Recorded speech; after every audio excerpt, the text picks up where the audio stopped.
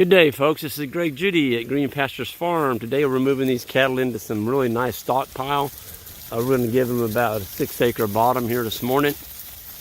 And these cows are going to be pretty darn happy.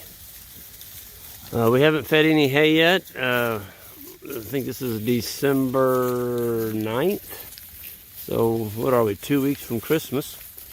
And the animals are doing well. They should be doing well.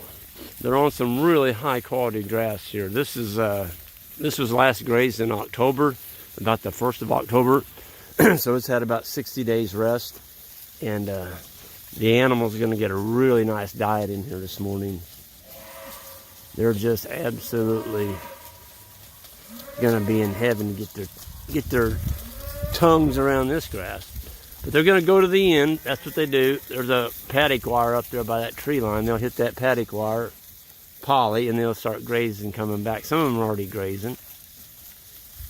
But the animals, you know, again, they're feeding themselves. We're not having to unroll a $45 bale of hay out here. And we're keeping the money in our pocket. And the animals, you know, this fescue, it's still green, you know. The orchard grass that's in here, it's turned more brown. But this is grazed about October 10th. So it's been November, December. It's been a full 60 days. And there's just a ton of material here on the ground, though. I mean, look at this. Okay.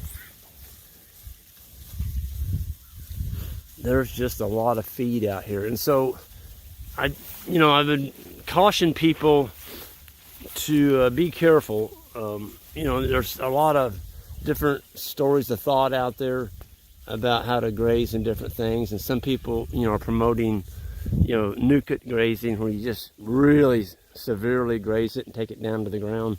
And that's fine if you want to do that, but it's also a great way to go broke in the Midwest if you can't put water down. And, you know, some of the people writing this stuff, guarantee you there's irrigation happening on that farm, on those farms.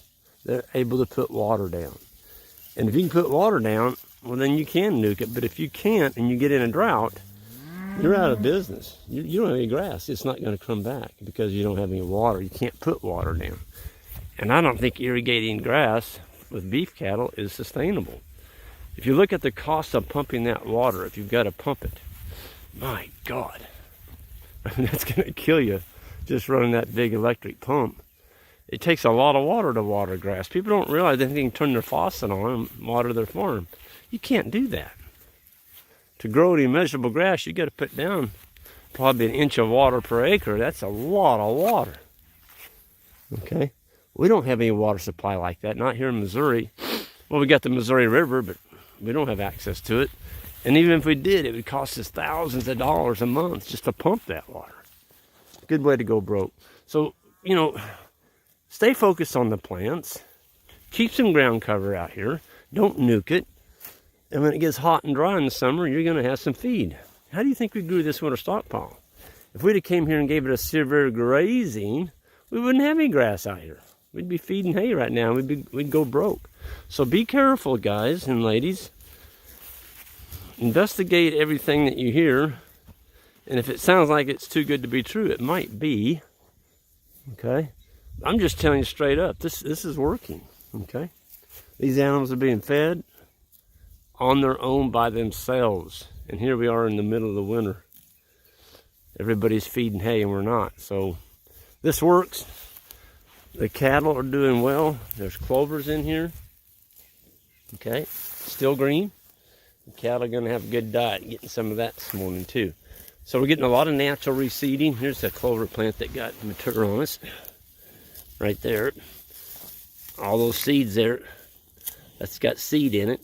That's going to get trampled on the ground, and that's our clover for next year. If we'd have done the severe grazing where you take it off to the ground, heck, there wouldn't have been a plant in here to put a seed head on. It couldn't. Because you nuked it. Nuked it.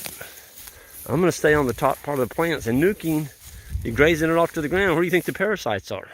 the parasites that are living on the ground. You better start worming your cattle, because you're going to be ingesting tons of parasites. Because you've made your cattle eat the plants clear off flush with the ground. It just doesn't make any sense. You've destroyed your solar collector. You don't have anything left to catch solar energy. So, having said that, I'll get off that stump a little bit. But it scares me when people read some of that stuff, and I'm getting lots of emails, what about this Serengeti grazing and nuking it and all that? And I'm like, oh, if you can put water down and you supplement the animals with grain and all that, I guess it's all right. But you better be working for a very wealthy person or have a lot of money, because you're going to go broke. Anyway, this is Greg Judy signing off on a cold December morning, and the cattle are feeding themselves.